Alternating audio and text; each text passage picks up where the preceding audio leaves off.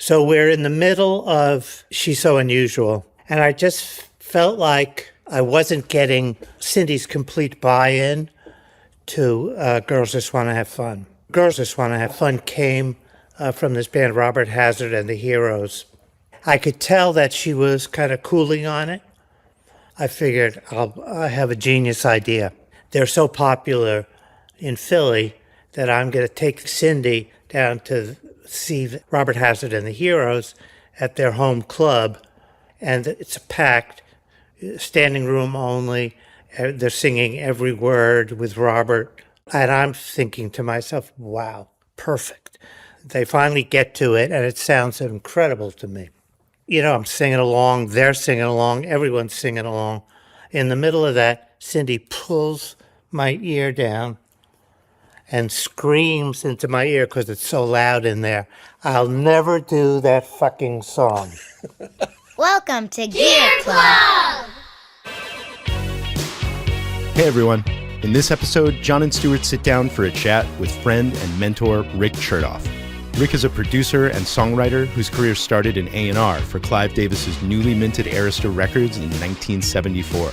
From there, he went on to be senior VP of A&R at Columbia Records, started his own Blue Gorilla record label at Polygram, and all the while produced songs and albums for the band, Cyndi Lauper, Joan Osborne, Sophie B Hawkins, and many, many others. In this interview, Rick discusses his path through the music industry, gets in-depth about the writing and recording of Cyndi Lauper's smash first album, She's So Unusual, and shares behind-the-scenes stories from a career filled with hit records. Rick, so great to see you. Yeah. You too. Amazing. I'm so proud of both of you guys. Oh, man. Well, every little piece of info that I hear just gives me so much joy. Obviously, the specialness of doing this with you is that I could really say that John and I were mentored by you, and I know we were irascible and we were tough, but you not at all. I was happy to fill any position close to that for you guys. Well, it was it's 40 years down the road or so. We are, I could speak for myself and then John could go, but totally wouldn't be doing this if it wasn't for all the time we spent together and you're taking us under your wings, so to speak. I could say two things right off the bat right now that I think about all the time, which was, my first actual engineering thing where I was the engineer was with Rick on the Hooters record, and it was the big drum overdub in All You Zombies, the middle, and Bill wasn't around, right. So I recorded those drums, and it was on tape, and it was scary as fuck because I couldn't erase anything. We added that towards the end. So that was one thing, but that was really my first, 41 years ago or 42 years ago, that was my first actual oh shit, I'm an engineer. I just recorded this. This is cool. And what an incredible moment that was. That's where those giant live drums come in.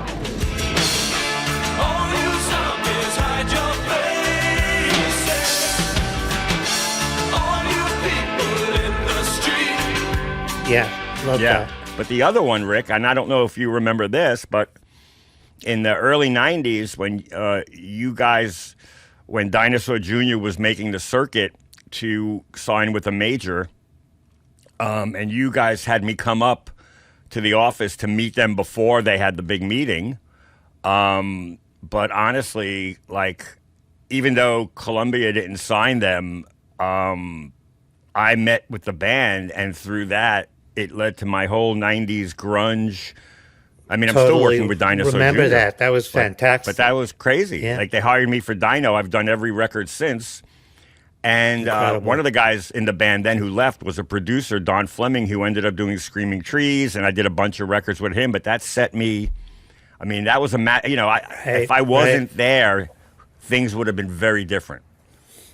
You know what I mean? So totally know that. Yeah, much appreciated. So and I never forget that. I'm Sicilian. I never forget anything. Yeah, right. Thanks. The good or the bad stuff. Yeah. the Hooters thing is after you guys did Cindy's record? Yeah. Yeah, So- Rick signed them after that.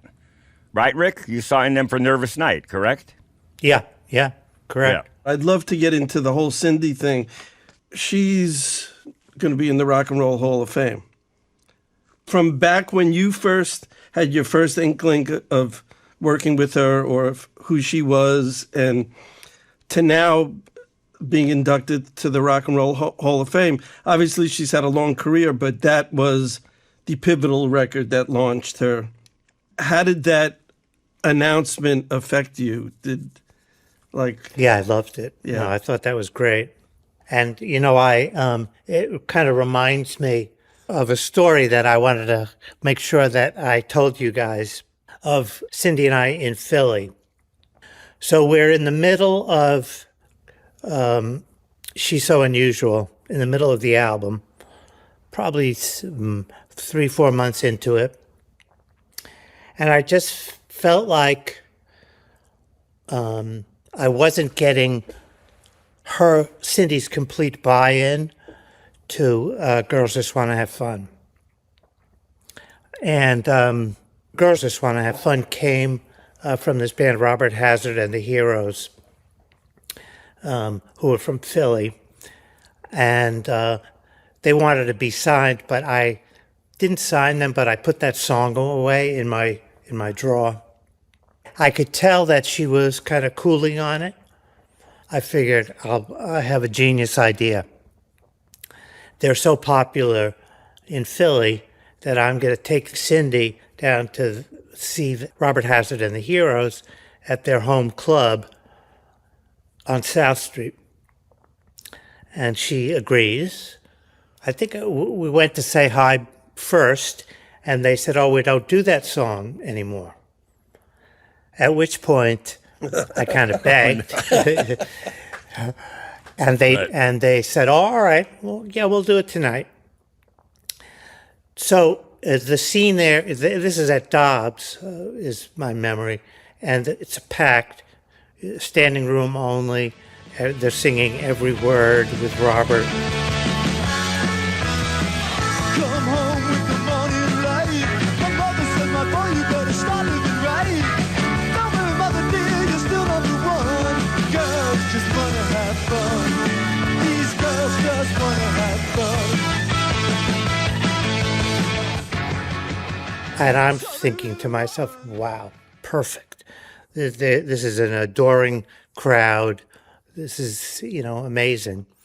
Anyway, they finally get to it, and it sounds incredible to me.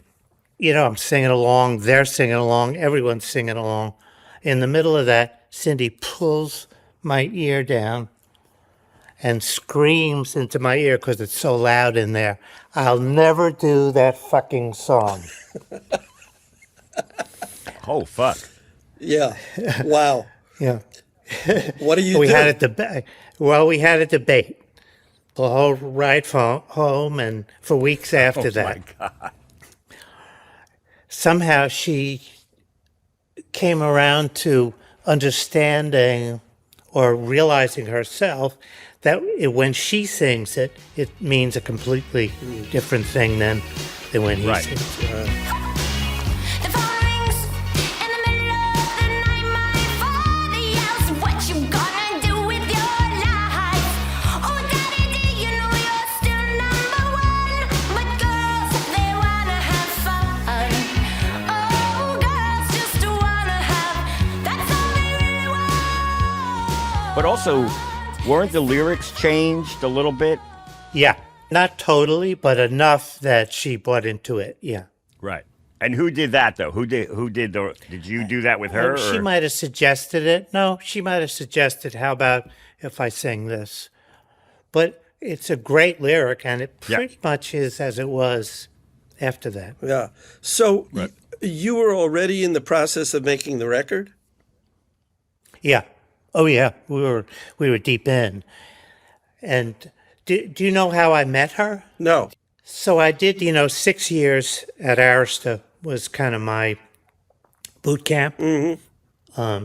And I loved it there. That was just a great home for me. But at a certain point, I realized I had to leave to just try to be a producer by myself. But the thing I most learned there from Clive was that there's just the power and the importance of a song, of any one song on a record. So when I got the job at Columbia, I started to put away songs, like I said, in my drawer that just could live by themselves and have some, it would just be currency for me. As kind of the best way I saw it. And so in that drawer was Money Changes Everything. Money changes everything. I said money changes everything. Was All Through the Night. We have no past. We wanna reach back. Keep with me forward all through the night. And one Was Girls Just Want to Have Fun. But they weren't necessarily for Cyndi. You were just Right. stockpiling for whatever artist. Exactly. I didn't know she existed yet. Right. So, I'm not a great flyer still. But this guy, Dick Asher, was the president of Columbia then. And he said to me, and I'm a young guy, just started, if you meet me in LA, I'll give you a ride home on the CBS jet. It was CBS then, as I remember. Oh, right. And so now my brain explodes because there's the one side that's super ambitious and there's the other side that is super panicked about a flight. The ambitious side won. All right. So I made my way to California, saw this band with Dick Asher, and they were not good. So I get on the plane, and it's incredible. It's a G4 or one of those G5, whatever those planes are, that are just the state-of-the-art kind of corporate plane.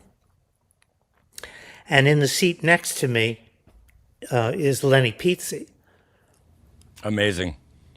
During the flight, he said to me, what are you working on? And I said, well, I'm hiding songs in my drawer for who knows. And he said, a friend of mine has a girlfriend who I think needs songs. Maybe there's a match there. And yeah, that was it. Had he signed her yet? Or No. No, I think that was when she was in Blue Angel, right? The band from Staten Island. Yeah, I think that's right. Yeah. what was the first single from? Was that the first single? Yeah. Girls? Yeah, girls. Yeah. Yeah. So, and Oh, yeah. and that broke, and then that opened the gates. Yeah. Right. Yeah. One of the amazing things about that particular record is the team that you put together, excluding John. But He didn't put me on that team. I was appointed by Record Plant. okay, He good. was stuck with Yeah. me. Good clarification. But we loved every minute with you, John. Yeah. And you just made our life such a pleasure when we were there. And you had an answer to Wittman, to Bill, who was incredible, but also very demanding. But that's that team. You established that team and spent a long time with Bill, Rob, Eric. Rob and Eric, yeah, totally. So the four of you, and John was involved in a lot of it, and then I met you guys a little down the road. But the four of you were really an incredible, all the way through, I guess, Largo, right? Yeah. I loved working with all of them. Right. With Eric, with Rob, with Bill. It was just, it was heaven for me. I know you signed the Hooters after, but you knew Rob and Eric from college. Is that right? Yeah, we were in a college band together. Right. Yeah. Wax. Was that Wax? Yeah. Yeah, I was still playing drums then. Walking down Elmira Lane, I think about things that bring the pain. I blink of my eyes to keep me sane. Let it rain, let it rain, let it rain, Elmira.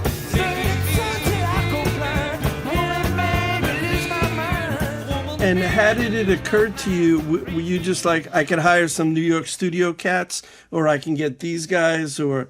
I just thought they would be. Right. And my memory is I brought her to see them somewhere in New York, maybe the Bottom Line, or maybe it was just to meet them. But that was an amazing combination. You know, we demoed, Rob, Eric, Cyndi, and I demoed every song on my memory is Eric's 4-track. I come up in the morning like my mother says, when you gonna live your life right? Oh, mother dear, we're not the fortunate ones. Girls just wanna have fun. Oh, girls just wanna have fun. And it was really a great way to paint and understand kind of what the keys were, what it felt like, what the feels were. Yeah. The only song that wasn't demoed in that way was Time After Time.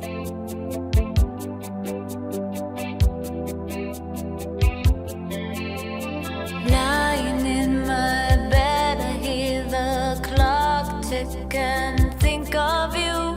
Which really, the demo, and John will attest to this, the demo, we made the demo at Studio B at the record plant, and that became the record. I thought we'd be demoing it. Right. Just, oh Right. yeah, let's throw it down. Yeah. But it was magical. Wow. We just kept it.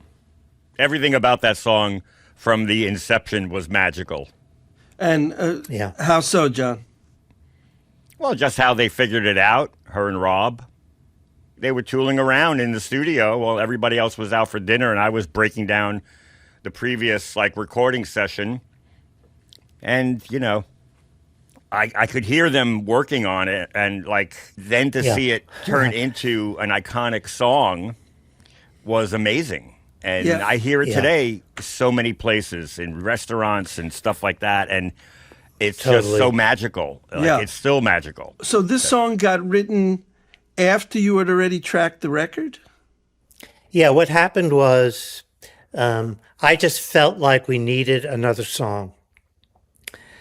And Rob, at that incredible grand piano, record plant grand piano, was playing the changes of that song over and over and over again.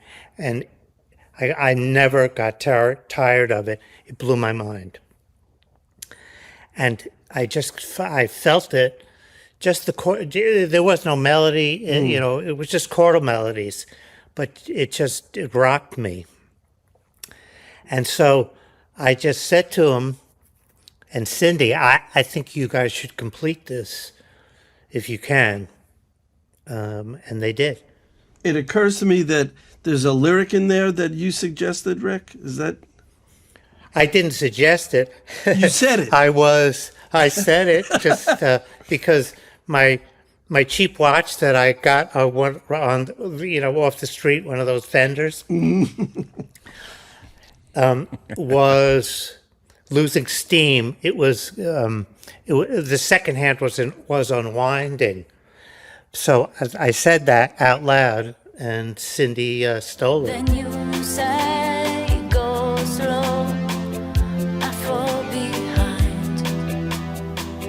The second hand unwind. If you're lost, you can look and you will find me. Time after time. Fantastic. It's amazing. It's a beautiful lyric in the song. It Yeah. really. I just remember, and Rick, correct me if I'm wrong about this, but I think we had just had two guest visitors come in for the day, Sly and Robbie from the Wailers. And they were doing a different version of Girls Just Want to Have Fun, more of a Yep, reggae yep. version. They were in doing the Dylan album, Infidels. Oh, yeah. Oh, okay. And we got word that they were there, and we thought this was a perfect combination. You know, Sly and Robbie will help us get, you know, that reggae vibe on Girls, which, you know, it hints at. Right. But so we experimented, took a lot of the budget because they're expensive. Yeah. Robbie shows up with his bass. No case. He just has the bass. He just has a bass. He's carrying around a bass guitar. And we were like, what is going on? But it was so wacky, and they were amazing. Amazing. We just couldn't get it right with them. But we stopped, and then it was like a dinner break. So I think it was like Bill was like, John, break down the drums and all that, and let's set up for, you know, overdubs, maybe guitars or whatever. And I remember being I didn't being realize out that there. was the same night. I think it was because Yeah. Rob and You're probably Cyndi right. stayed to work on this song, this idea, and the rest of you guys went out and had dinner. But Right. that's when I was like coiling cables, hearing them, and I will never forget the first moment where Rob was like, "If you call, I will be waiting." You know what I mean? And I was like, "Whoa." And then Incredible. Cyndi had the time after time thing. She kept singing. He was playing along with her, and she was like repeating the time after time thing. Yeah, And I just remember they both figured out the lead up to the chorus, like the pre-chorus, but like I'm coiling Yeah. cables. You know, I'm actually thinking about making sure Bill doesn't yell at me when he gets back, so I'm ready for him to do stuff. And No, then that all of was a sudden, amazing. this thing becomes a song, and I was like, "Wow, that's cool." In terms of that particular song, you know, this is like the height or the very beginning of MTV, and it's a ballad. And what I so love about the production is, and it's interesting that you're pointing out that it was started, like that was the demo that became the record, is We even kept the LinnDrum. I know That's my right. memory. it's such a lesson in like paying attention to the magic. Feel. Just feel, even feel to a LinnDrum. Feel is feel. Right. And but the record is incredibly simple. You know, Totally. it's and Eric's guitar part, which is masterful. It's just one guitar, I believe, playing and then Yeah. the melody section.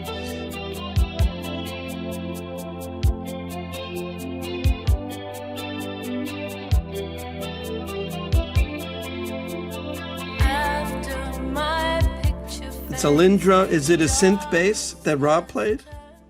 I have, but I have a total memory of that synth bass overdub that I hope John remembers. But we're overdubbing at Bill Wittman level, right? Yeah. So it's 12 in the control room, right? And and you can hear it, Studio B at the record plant, you can still hear it in the lobby, which is right next door, right? And so when we started the synth bass overdub, that my mind was blown in that moment. Just that last piece of ear candy, right? Just made the whole thing fit together, knit together. It was beautiful. It's real genius of Rob. Yeah. And so we're doing the actual overdub, and the door opens, and it's so loud that every time someone opens the door, the whole lobby hears everything as well. And in walks Roberta Flack. Wow. Blows our mind. Wow. Right? Right. Standing there in the corner, grooving with all of us, right, to this synth bass groove. If you're lost, you can look and you will find me. Time after time. If you fall, I will catch you. I'll be waiting. Time after time. Oh my And God. she didn't say anything. She just grooved and left when it was over. Amazing. So cool. Wow. That's one of the truly magical things about the record plant. Was stuff like that happening. You know, on the downside, sometimes it was Iggy Pop walking into Studio B yelling, "Who's got cocaine?" Yeah. Yeah. Or Paul Butterfield, who I'm in awe of still to this day, you know, in the lounge, you know, crashing and sleeping. Or Yeah.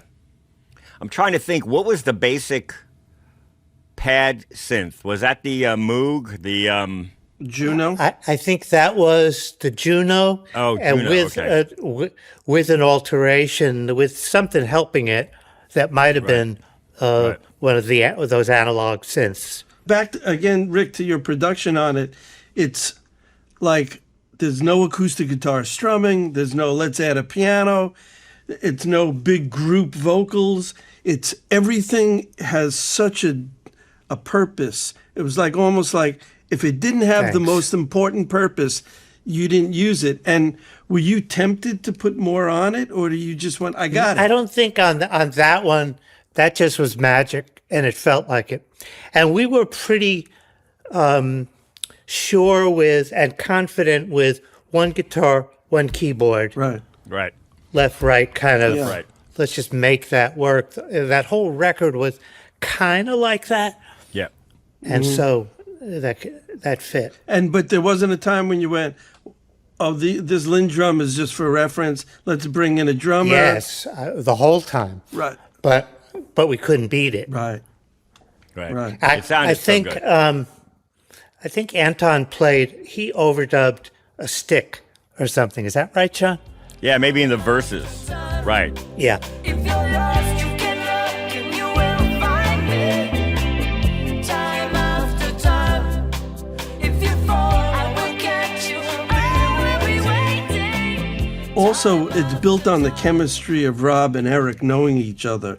It's not Totally. right. It's not like you brought in a keyboard player, a guitar player. Those guys, Totally. Master- Our whole album was built on Right. that chemistry. right? That's Yeah. a magical thing. Yeah. Magic. Yeah. And in the listing of singles from that record, when did you drop that? When did that come out? That was two. That was The two. second. That was After Girls. Yeah. Right. Batting 1,000. And so how many singles were there on that record? Well, let's see. There was All Through the Night was three, Right. I think. She Bop might have been a single. Mm-hmm. Right.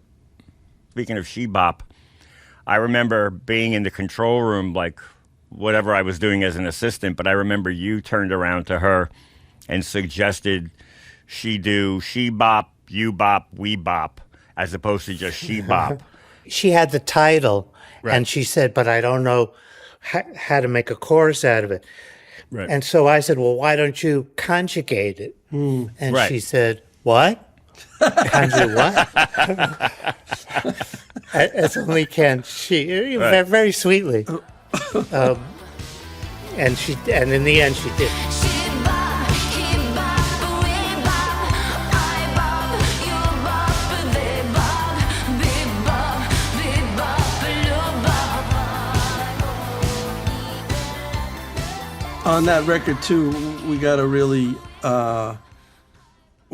tip our hat to our friend Bill, who Totally. who that record, as John was saying, you go into I went into the gas station by the studio yesterday, blasting whatever, Yeah. and it never anything on that record never doesn't sound great. Yeah. It always sounds great no matter where you are. True. And true. Bella, who's 19, her generation loves that record. Like, it's a generational thing. It's not something that Wow, just, oh, interesting. okay, it was cool, but the kids don't get it. Kids love that record. All her friends love that record. Like, it's amazing. It really is. Bill's records sound good everywhere. Yeah. And I don't know if you remember, but we did the Joan Osborne record at this kind of, we called it a hunting lodge, but it was really just it was next door to Jeff Daking's place where we rented. Right. And we just went in there. We had good gear. We had some little Neve sidecar kind of gear. and we picked the spot for the drums in front of a big fireplace, and we spent some time trying to make it sound good. But that particular record was probably the best record sound-wise that Bill and I ever did. Yeah, beautiful. That's great. Like his vocal sounds are incredible. Just the right amount of this and that. And that's the thing about hearing these records in the gas station is the vocals always sound just right. They sound like hit vocals. And God bless him. Yeah. Well, I Yeah, think totally. honestly, one of the things I learned from him that I still do, I still do a bunch of stuff he does, but I think that hard left and right panning thing is really phenomenal, Stewart, because I think also that makes more room for the vocals. Yeah, right. Because then all you have it in the does. middle is, the bass drum snare and the bass. Yeah. And, there's not a lot of competition there, except, in the outfield record, when the snare hits, it sounds like the room is exploding. You know what I mean? But Right. other than that, Right. Well, it's John, he taught us we studied at the School of Hard Panning. the school of Wittman. Yeah, we got school. But also to that point is, which I found really fascinating about his doing that was, if you have something panned at 3 and something panned at 1, when you go to mono, Yeah. it doesn't equally come up. Yeah. When Yeah. you're hard left and right, things left and right will come up in equal Even, proportion, which is pretty brilliant. That's great. Just in terms of the Joan thing, because I remember you guys, you took over that house, and Bill kind of brought up all this gear, and it was that's a crapshoot. I mean, that was. Yeah, totally. I mean, you guys could have gone into any studio you wanted to. You could have made your life very easy, and it was great that Jeff was there, because Jeff is so technical, and probably was the biggest an assist on that. But Bill and you had the kind of nerve. Well, that was a roll of the dice. Yeah. No question. But we wanted to make the kind of record where we were not watching the clock, and not, didn't have other session coming in behind us, and that seemed like a good idea, a good way to do it. Yeah. And, I'd seen Rob recently, and Rob informed me, which I didn't recall this, but he said, because I was asking him about the drum track on One of Us, right? Oh yeah, Right. So he played it. I know. So, so he told me basically he's played drums on one song on a record in his career. right. And it's that song. And he also told me, but that's a live take. Oh yeah. Like Pretty much, yeah. I always thought they threw him in at the end, and he said, "Let me try this." Oh no. I remember him saying to me, I was so nervous, my stick was like shaking and by the time I got to the end of it, I didn't know if I got it. And I mean, as if we, I'm a drum nut. Yes. But his feel on that was so incredible Right. that there just no one was going to beat that. Yeah, what if God was one of us? Just a slob like one of us. Just a stranger on the bus, trying to make his way. And also, I mean, again, to build, when you put someone out there who's not used to drumming in the studio, it's very hard to get a sound on them. But Totally. But the drum And he sound was kind of incredible. backwards. Right. And He plays backwards, Rob. Right. Yeah, because I don't know why, but he does. Rick, I don't know if you remember this, but right after you signed Joan, we went down to Philly when Rob and Eric had that old warehouse, The ranch. the ranch. Was it called the ranch? Yeah, it was called the ranch, and you and I went down there, and I believe, and correct me if I have this wrong, but we went in one morning to the ranch, and you were first starting to compile the record for her and see where you wanted to go, and Eric brought in a demo, right, of him singing in this really low baritone, And I remember him saying, "This is for the guy in the crash test dummies." Right. And I vaguely remember you either that day or the next day going over to Joan and going, "Do you think you could sing this?" Yeah. No, I remember that Yeah. exactly. Well, my mind was blown when he played it for me the first time. Right. Even with that kind of Leonard Cohen, Right. Crash Test Dummies, super deep voice. Wow. I just got it. Sometimes you get it and sometimes you don't, right? I just heard the whole thing, hoping she would sing it. Right. And luckily she did. Right. Amazing. Another pivotal moment in somebody's career, and and history was made. But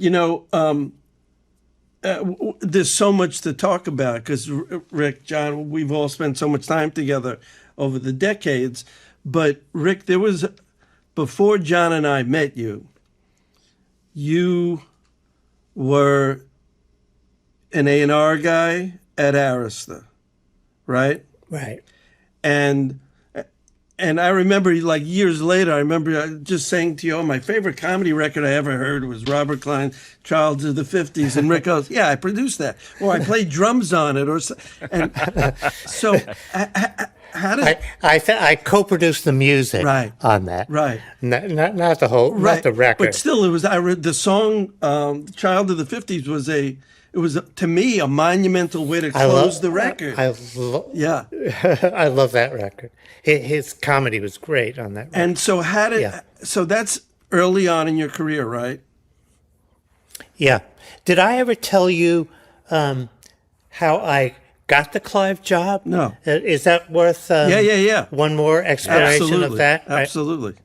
Yeah, there was an announcement that Clive, got fired from Columbia and he was starting a new company. This was 1974.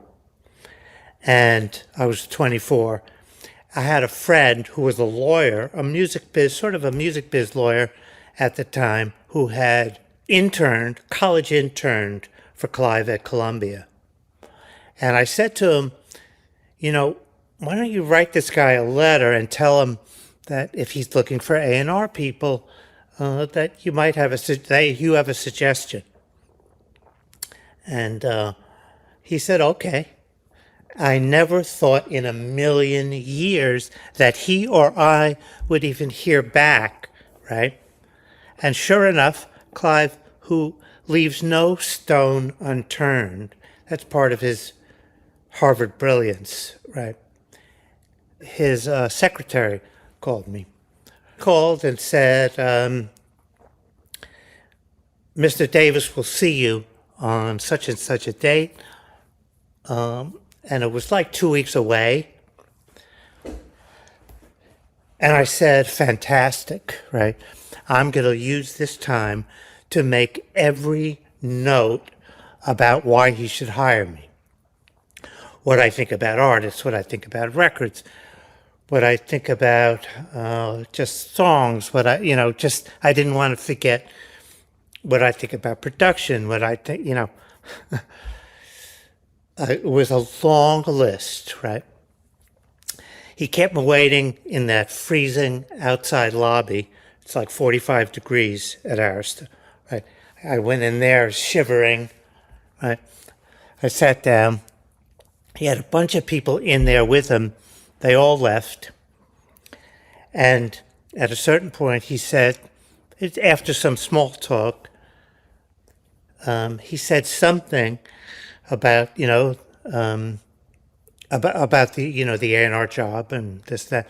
And I said, if you wouldn't mind, I made some notes that I did because I didn't want to come in and be blank and forget stuff. And he looks at me, he goes, okay, kind of bemused, right? So I started on my list. I get 30 seconds into my list, right? He interrupts me and said, listen. He said, John, that's the guy that wrote the letter, he's a nice guy, but I have no idea how he understands A&R talent. So he cut me off from my diatribe, right? and he said, in fact, the way I know best is if you show me songs that could have been hits but weren't. The wrong arrangement, the wrong artist, stuff like that. So I said, okay, yeah, I have songs, even songs in my crazy apartment now that I could go pull, right? Or not, or if you, I'll come back tomorrow. I made a suggestion. I can come back tomorrow and have a long list. And he stops me. He said, lesson 1. I have dinner with Paul Simon tonight. And I'm going to LA tomorrow. So lesson 1, take your opportunities where you find them. Right. So now I'm mad. Right. I mean, I didn't let him know, but I just, okay. Right. But I'm going to do it, obviously. He said, but if you come back at 4:00, can you go get these songs and come back at 4? I said, yeah. So I went to my apartment and I brought a stack back, right? And I probably had 20 records under my sleeve, right? I think it was raining. It was summer rain. I was soaked coming back. I took the bus, and sure enough, he's there, and it's like an ice cube being in his office, and and when you're wet and there like that. I still remember it. So finally, he gets me back in there, and he says, "All right, where do you want to start?" So I give him a stack of records, and I said, "Why don't you start on that first one?" And he puts it on. He does the Clive, close your eyes and concentrate when you're listening, which is, good that he does that. And he listens to one verse. It goes into the chorus, and he stops me, and he goes, "That's a hit." And I said, "Yeah, well, I thought that was the assignment." Right. I surprised him, right? At which point, he never looked at me the same after that, in a good way. Wow. All right, that's amazing. Do you recall the song? Oh, yeah. No, I know exactly the song. That was, because I was from Philly, I had amongst my collection the Hall & Oates first album. Oh, Abandoned Luncheonette. It was called Abandoned Luncheonette. Yeah. That has She's Gone. Oh, right. Oh, Right. wow. She's gone, I better learn how to face it. She's gone,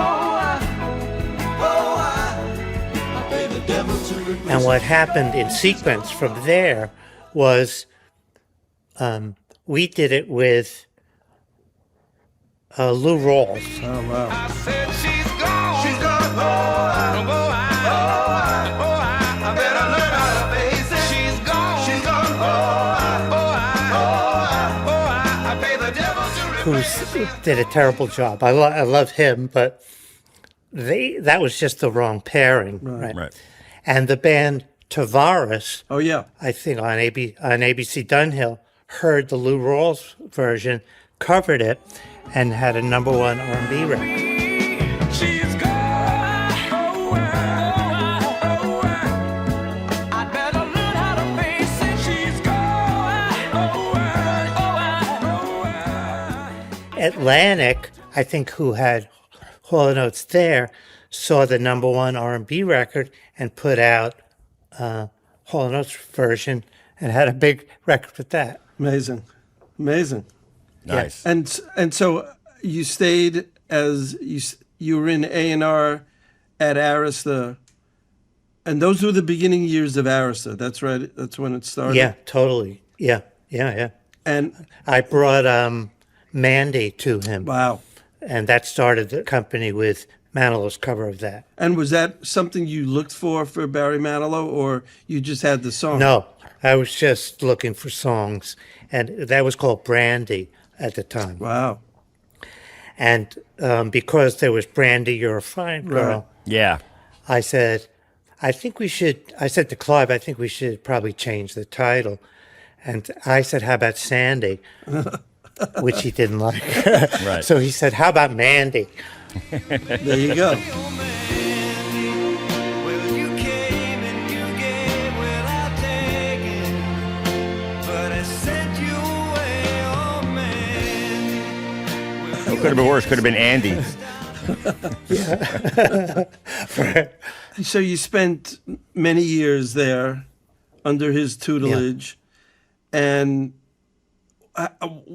was there a reason why you decided to leave? I mean, his company was doing great, and Yeah, I just felt like I had to leave home yeah, and take what I learned there and, use it in the real world. yeah. And I love him. He's great. We still speak, and Amazing. he knows kind of how important he was to me. I learned so much there. It's really the boot camp. Yeah. Amazing. From there, you went to Columbia. Yeah, Mickey Eichner hired me to be. He had been giving me job offers year after year after year, which I kept turning down. And at that point, I think I was there 6 years at Arista. But did Clive have a figured. reaction because you were going back to Columbia, where he came from? Yeah. He wasn't happy. That was we made up after that, but that was just a bump in the road for us. Right. But we're back. Great. But so those were your year. I mean, you spent a big part of your career either as an A&R guy or running Blue Gorilla, but when we first met, I remember you saying, all I want to do is get out of the office and be in the studio. And you did, Yeah. and you did Well, everything you possibly could to not go to the office. So somewhere, I was at Columbia for 12 years. Somewhere in the 9th, 10th, 11th year, or somewhere in the later part of the 80s, the powers that be at Columbia, Don Einer and Tommy Mottola,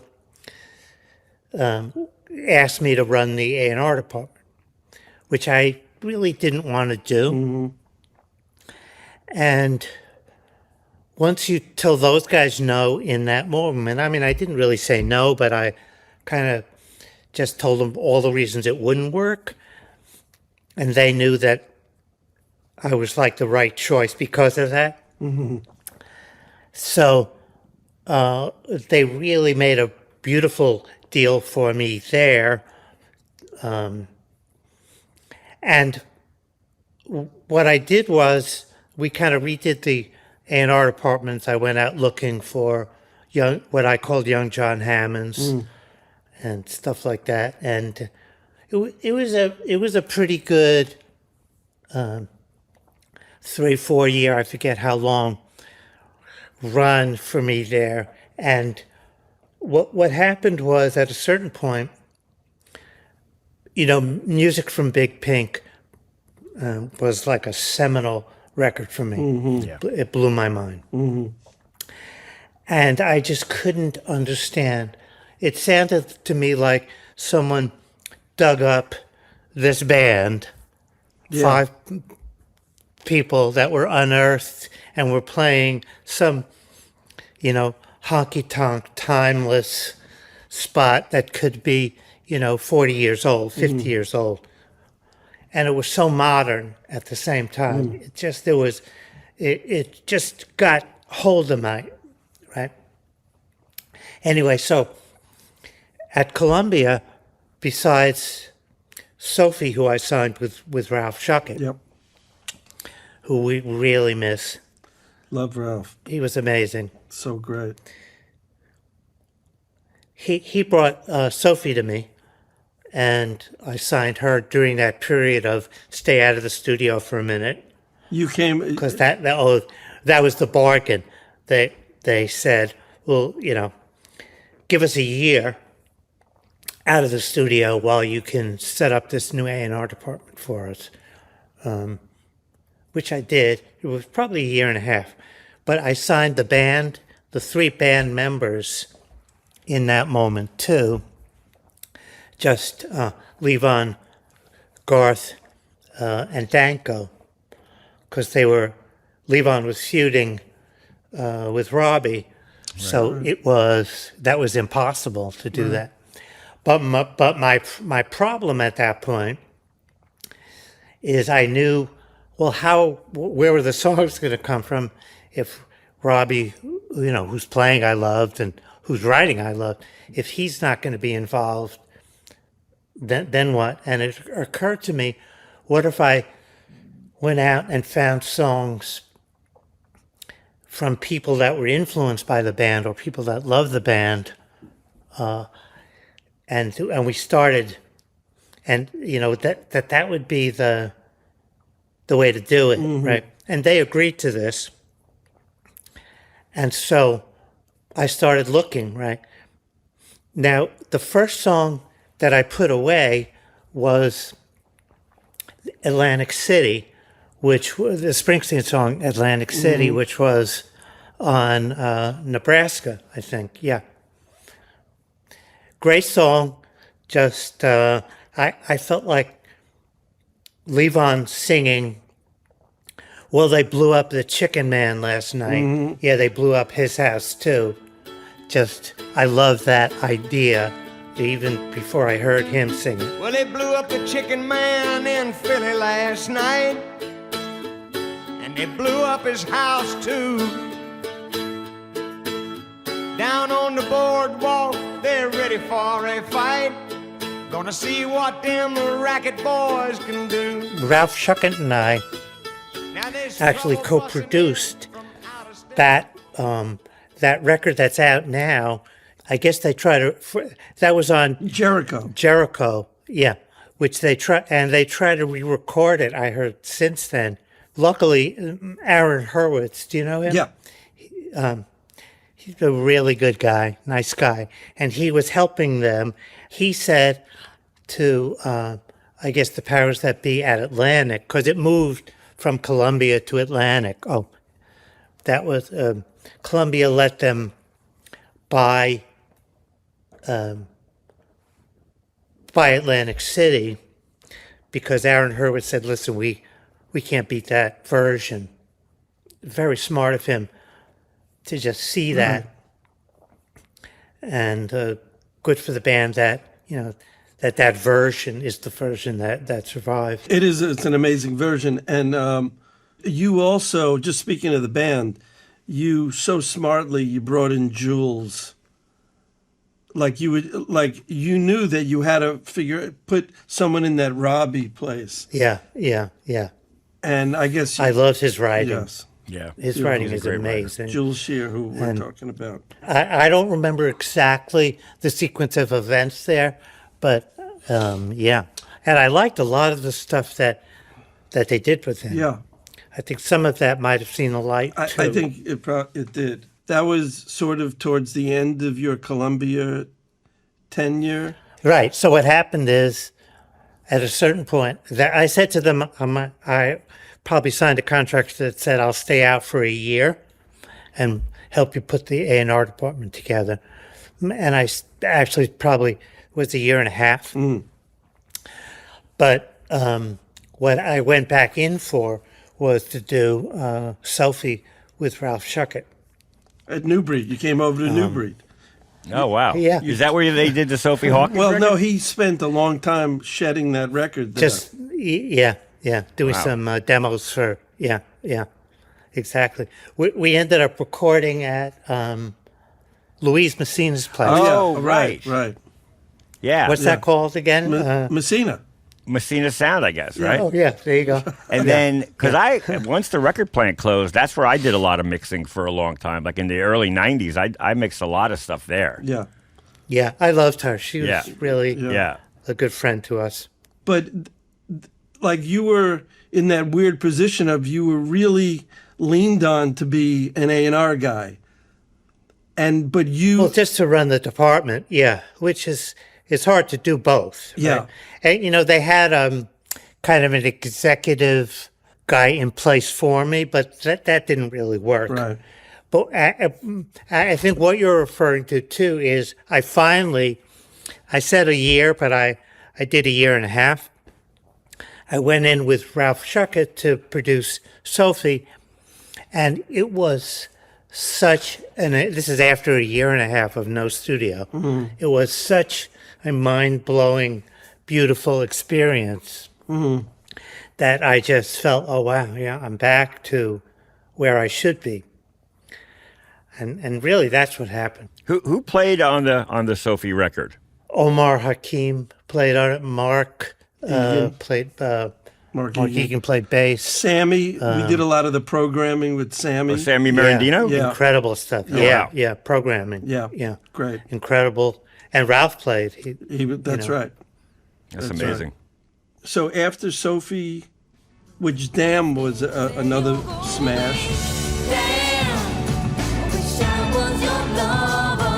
I rock you till the daylight comes. Made sure you are smiling and warm. Then you left to go to Polygram after that? Is that? I went there in 2000, I think 2000. And that's At Pal. and that's when you signed Joan. Yeah, Right. yeah. I just felt like 12 years at Columbia didn't feel like my home anymore. Right. You know how things feel like home or they Yeah. don't. And I had this incredible opportunity to go start a little boutique label through the Polygram record group. Right, which was Blue Gorilla. Yeah. Yeah. Oh, right. In your years at Polygram, at Blue Gorilla, you'd already had the hit with Joan, and I remember they asked you to do like some sort of a conference or something, right? I totally remember that. And- I'm glad you brought that up. should I speak on it for a go. second? And you tell me if I'm remembering correctly. Go. So the president of Mercury at that point was Danny Goldberg, who I love, who's just a brilliant music guy. And he didn't sign Joan. I think Ed Eckstein was the president then, but he had left. But they had such tremendous success with Joan, with that debut album, that he said to me, "Listen, is there any way you could try to impart your take on A&R to our A&R staff?" I said, okay. I kind of didn't want to do it, but I was sort of stuck. And my memory of that meeting is, I forget how many people were in there. Might have been 60 or 70. That was I big. don't remember. I brought a copy of Billboard magazine, right? And I ripped it to shreds, right? And I didn't burn it, but I dumped it in the trash or something. This was my theater, right? And I played Keith Jarrett's Cologne concert, and I said, let's not speak till it's over.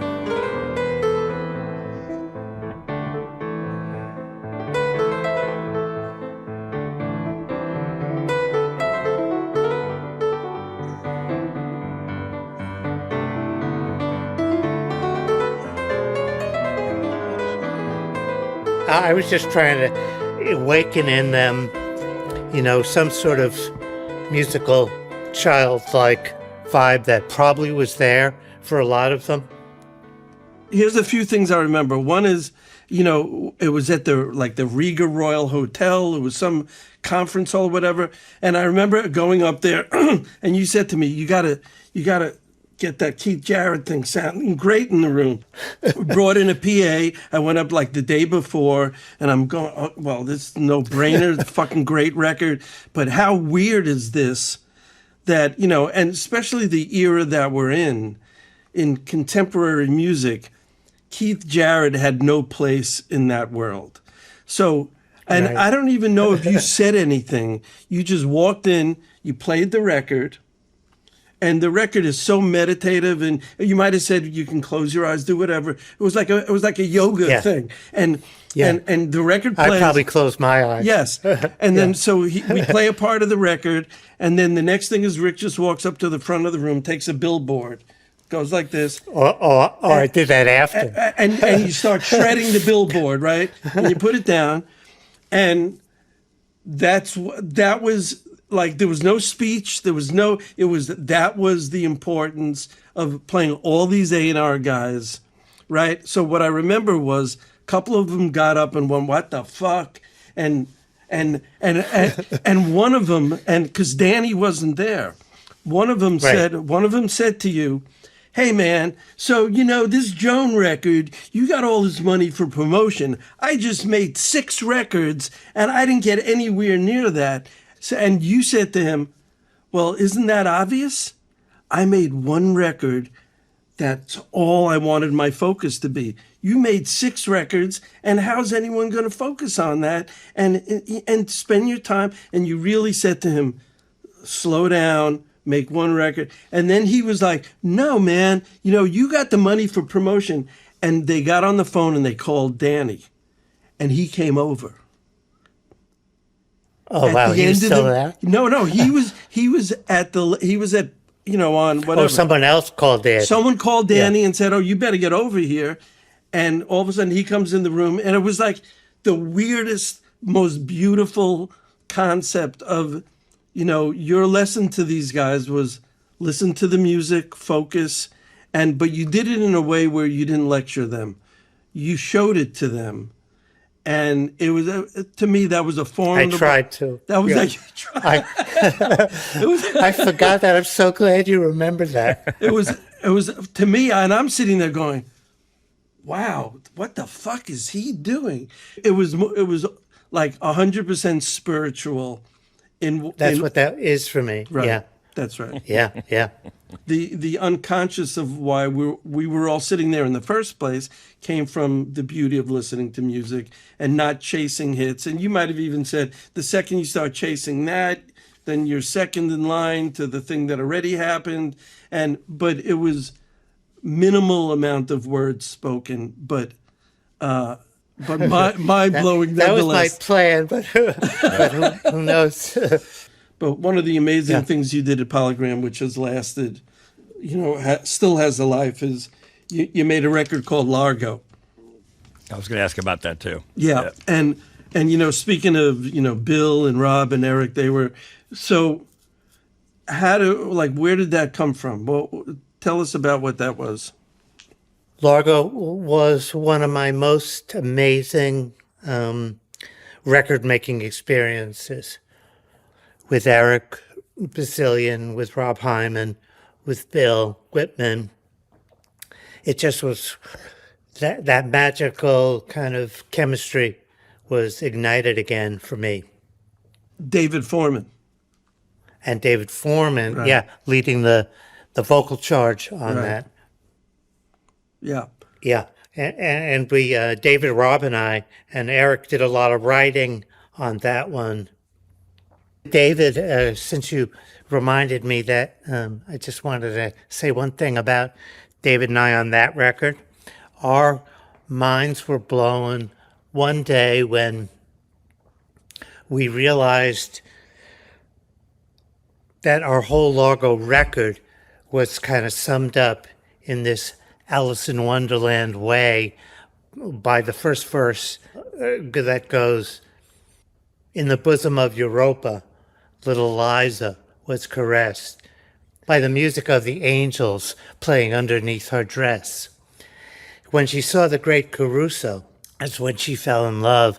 She'd think of it as Elvis if she knew who Elvis was. Bosom of Europa, little Liza was caressed by the music of the angels playing underneath her dress. She saw the great Caruso, and that's when she fell in love. She'd think of him as Elvis if she knew who Elvis was. And that just blew our minds. We saw that showed David and I on the lyric side, kind of the whole Largo record. But the concept came from the Dvorak theme. Yeah, totally. When he came to teach composition in New York City in 1893, I think, and they kind of wooed him to teach at the New York Conservatory of Music. And he kept saying no for some years in a row. Finally, he decides, I'll do it. And what happened was he came and heard what we call spirituals now.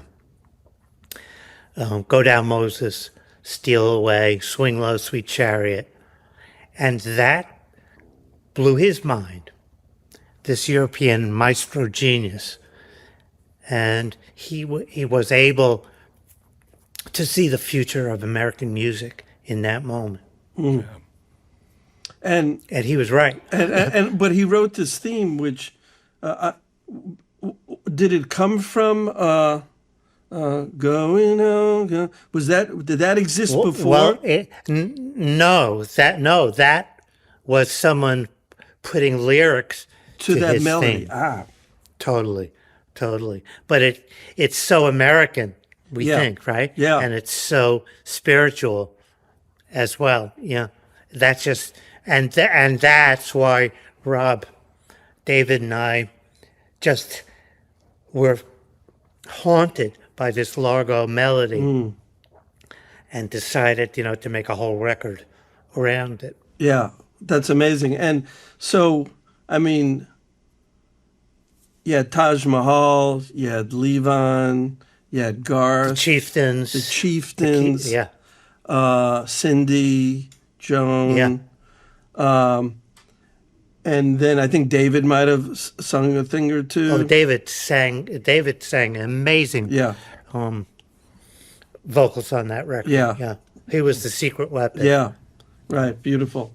And then that kind of, the concept of that kind of, you took it and workshopped a theater piece.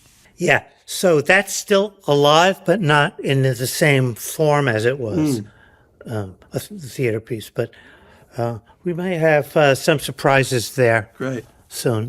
The reason why we had a theater piece is, I don't know if you remember this, but we got a note. It was Willie that delivered a note to us from Pete Townshend, who Willie played it for. And Townshend wrote, I love Largo and all who sail on her. Just the simple kind of, that blew our minds, obviously, being such a fan of his. And, so I had lunch with Townshend after that. And he sent out, and he asked, I'm remembering all this now, he asked, can he wants to send out some Christmas presents of Largo, and could he buy copies from me, Blue Gorilla. So I said, are you crazy? And sent him 100, right? Wow. And he was like a head of promotion, sent them out. I mean, he's not really.